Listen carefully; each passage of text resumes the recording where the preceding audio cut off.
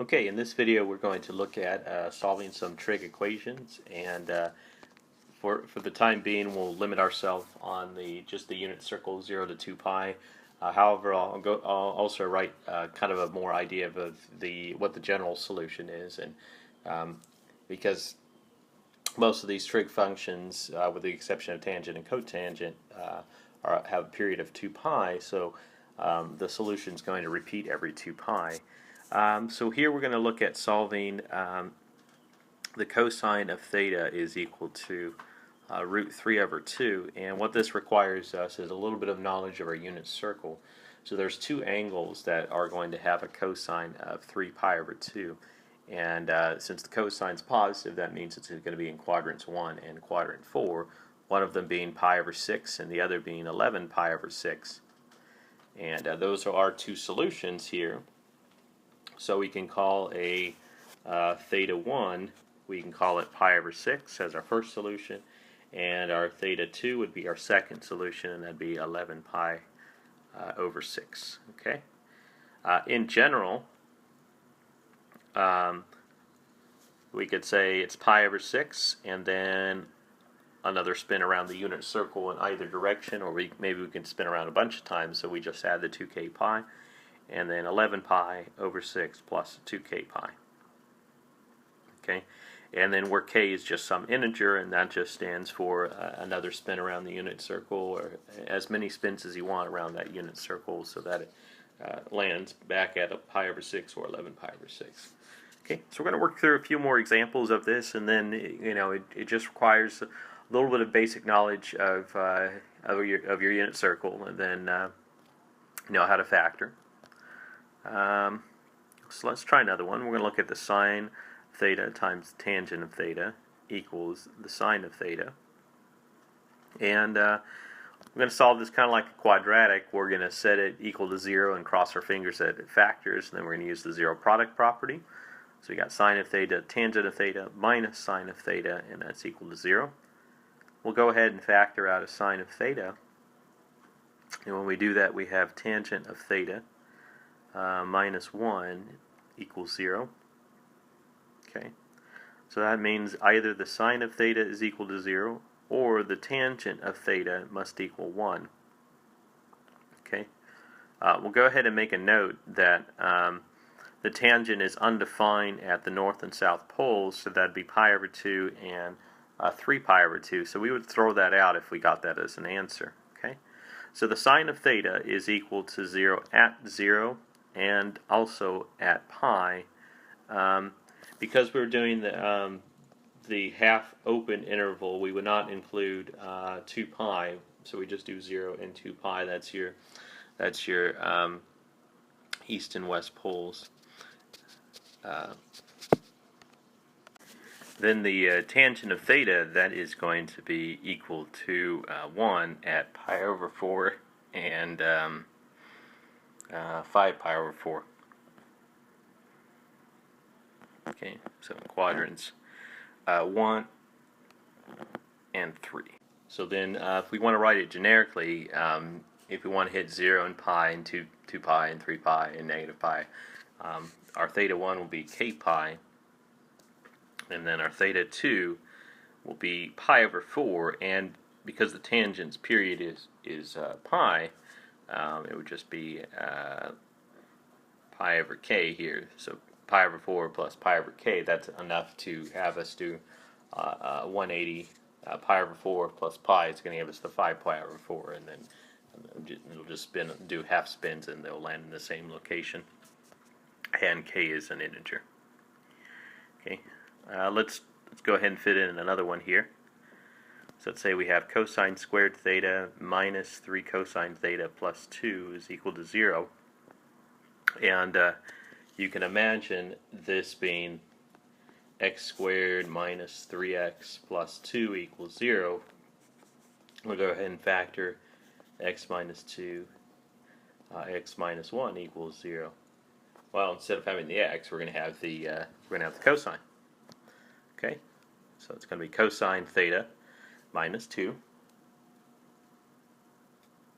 and cosine theta minus 1 equals 0, and then we'll use our zero product property, which is going to say the cosine of theta is equal to 2, and the cosine of theta is equal to 1. However, the cosine of theta equals 2, the range of the cosine is -1 to 1, so that's outside the range. So this is going to give us no solution there. Cosine is only going to give us values between -1 and 1, so 2 is not acceptable. Where the cosine of theta is equal to 1, that's just going to be at 0, and then 2 pi, and then 4 pi, and minus 2 pi. So if we want to write that generically, it'd be theta is 2k pi, where k is an integer.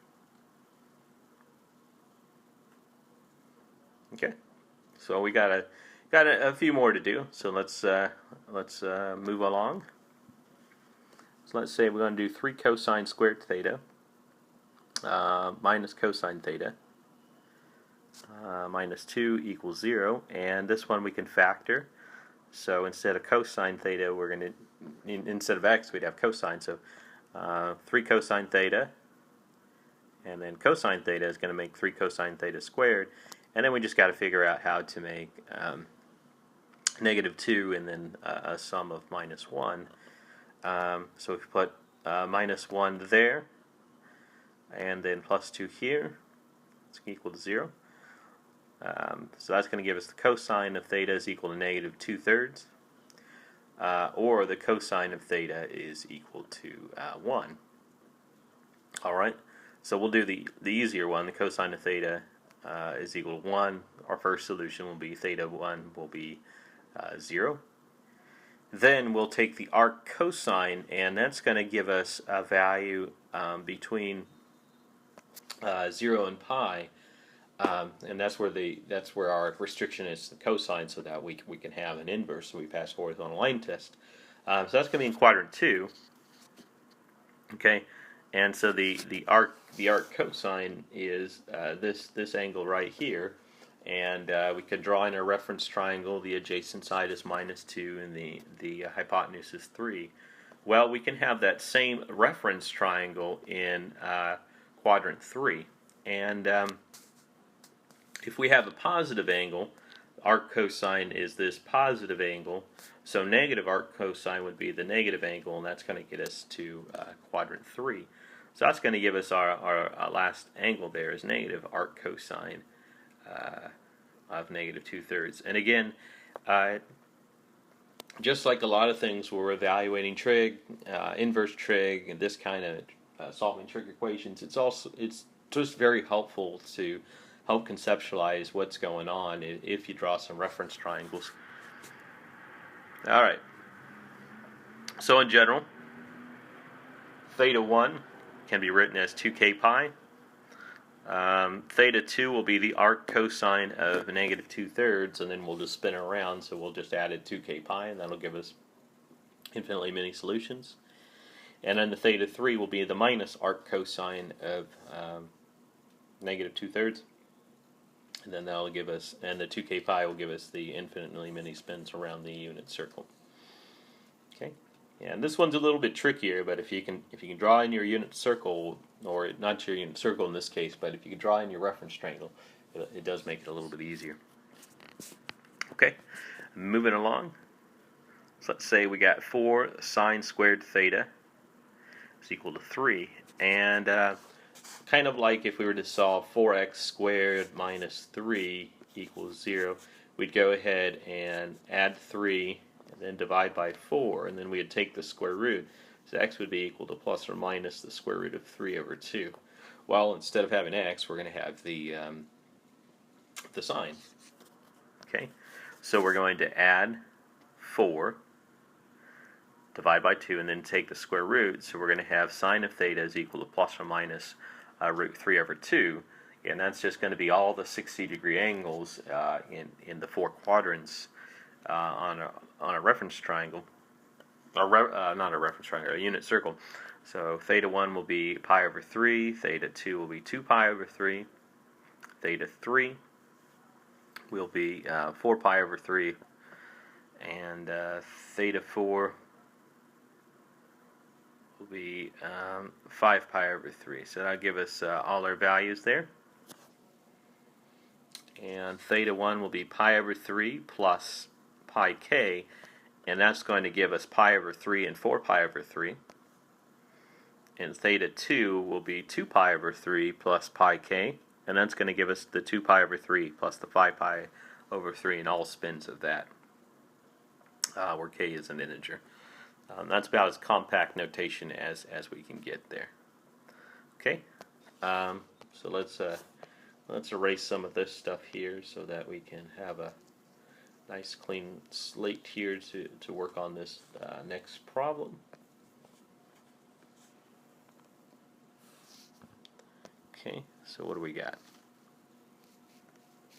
We got cotangent of cosine theta plus 1 equals 0.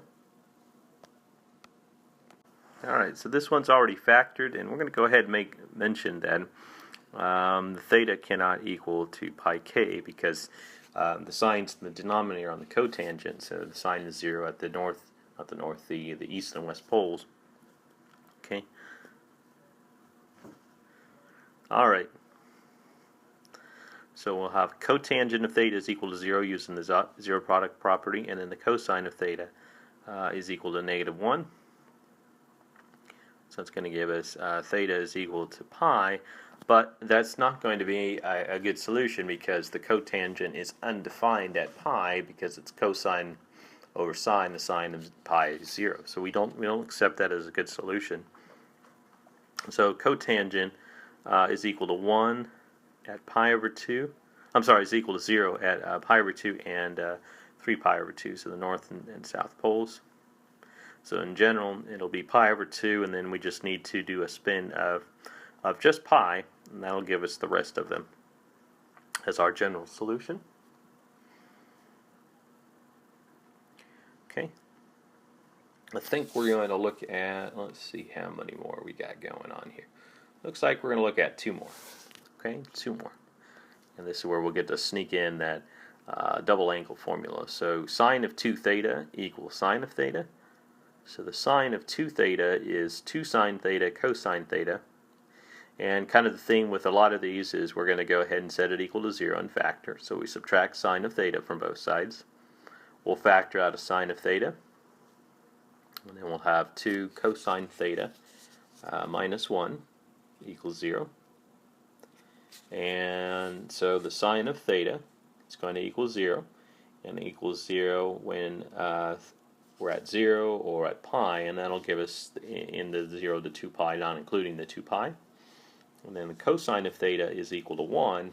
I'm sorry, it'll be 1/2, excuse me, because we'd add 1 and divide by 2. So the cosine of theta is equal to 1/2. That's going to happen at pi over 3, and then at 5 pi over 3. Okay. So then if we want to write this generically, theta 1 will encompass theta 1 and theta 2 from the specific solution, and then we'll go to the general solution. Will just be k pi. And then the second solution will be pi over 3 plus full revolution 2k pi. And then theta 3 will be the 5 pi over 3 plus full revolution of 2k pi. And of course k is an integer.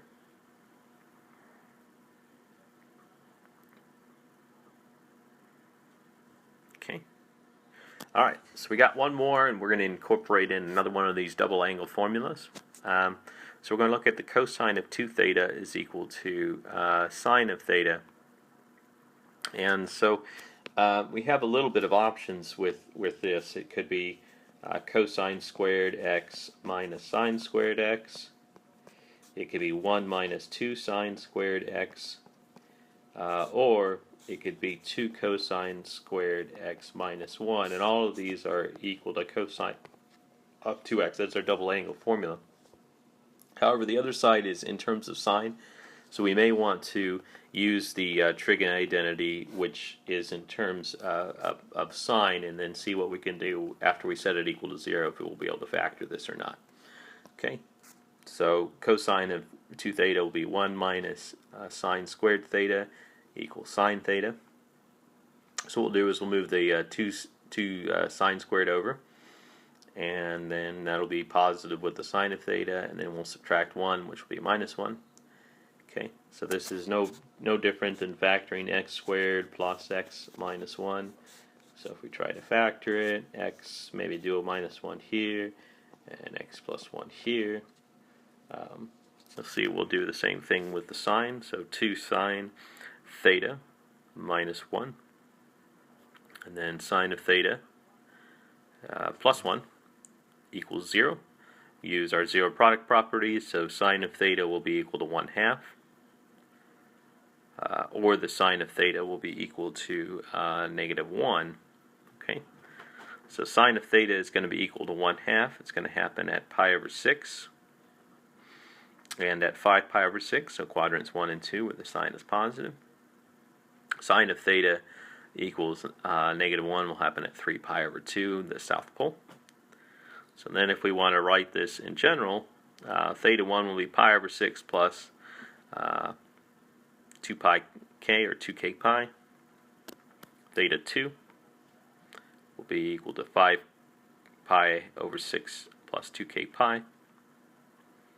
Just some spins around. And then the theta 3 will be equal to 3 pi over 2 plus 2k pi. Okay. So these things can be a lot of fun, but it does require a little bit of knowledge of your unit circle, a little bit of factoring, a little bit of identities. So that's why we spent all that time doing all that identity stuff earlier, and try to enjoy it.